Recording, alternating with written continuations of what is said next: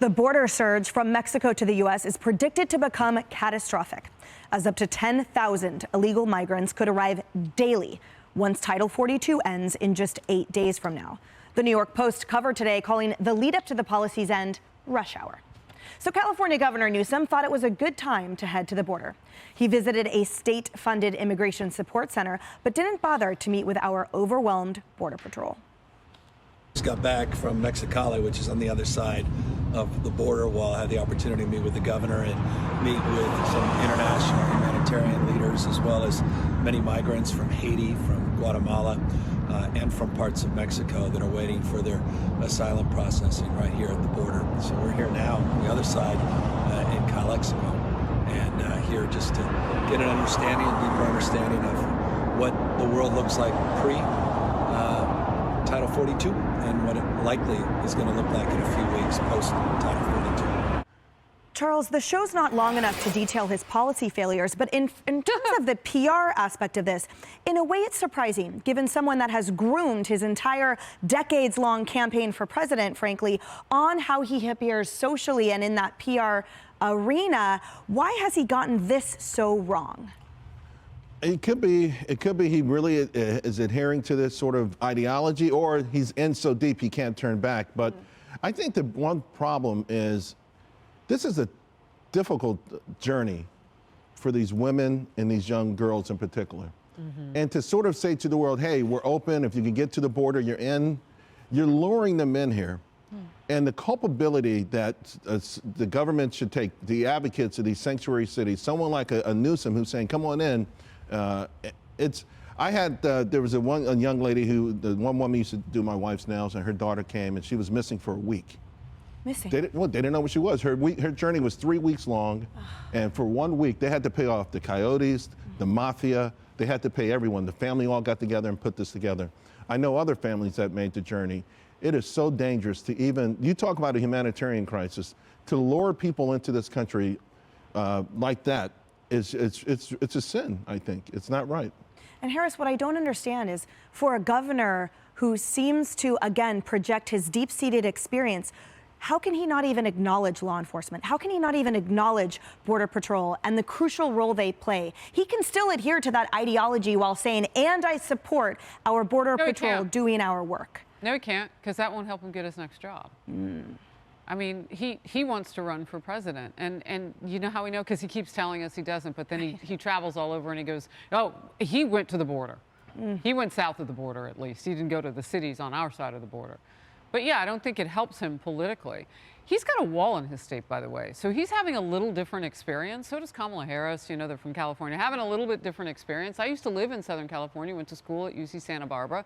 So I understand. We'd go down to, like, you know, Tijuana, and it was a very different situation. You could shop and Can't do that now. Right, in Nogales, Arizona.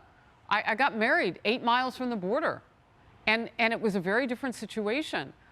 What it is now is we are overrun. They're not going to checkpoints. They're going everywhere else. They're poking the bear. So our resources have to go here and let that fentanyl cross unattended. Our resources have to go here, let that human smuggling come on through in areas that are porous. And there are so many of them, particularly in places where Bill Mnuchin is reporting today, down in the Del Rio sector. Look, we have decided as a country that we don't want to hold the Biden administration accountable. They had a chance to do that, and they didn't do it. They had a chance to do it in the midterms, and they didn't do it. Voters made that decision. So as a voting public now, we have to look at this and wonder, who does this benefit? Because we're still in the situation where inflation is high. And I talked with Steve Forbes last hour. I'll make this quick. He said this makes it worse for us because somebody's going to have to support these people when the jobs start to go away, because companies start to feel the pressure of the oncoming months and months and months long of high prices and weaker economy, stagflation. Yeah, Kennedy, what a slap in the face to those remaining Californians, to Harris's point. The ones who could afford to flee already did. Yes. The ones that remain are stuck saddled with debt, saddled with the heavy weight of the incompetence and impotence of Governor Newsom's administration. And now they're going to be left holding that diluted resource structure that Harris articulated as the rush hour commences. Yeah, and he is actively draining the resources of a once great state.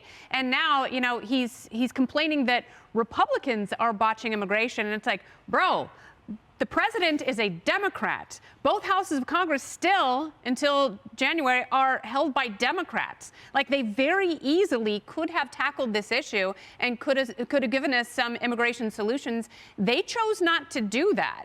You know, and when you talk about someone who's been completely passive here, the vice president, the border czarina, has done nothing. So part of what Newsom is doing is trying to contrast himself with Vice President Harris by saying, well, hey, look at me. I'm actually at the border. I'm in Mexico. It's meaningless. It is all political theater. And there are, to Charles' point, lives at stake here and lives being lost of the most vulnerable. Shame on all of them, especially Newsom. He does not deserve to be president, and certainly not on this issue. That's absolutely right. And I think they've lost sight, frankly, that he's every Californian's governor.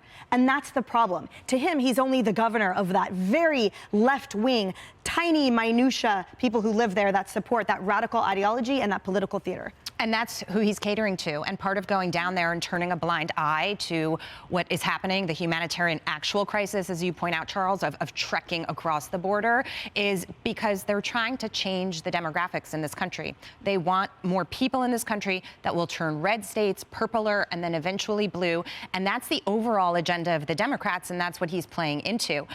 You know, to your point, Harris, about how much this is costing us, the Fed is going to continue to raise rates because 7.1% inflation is still really high. Yeah. 2 million people will lose their jobs next year, and we're going to continue to have to support all of these causes and people coming into this country because that's what we do.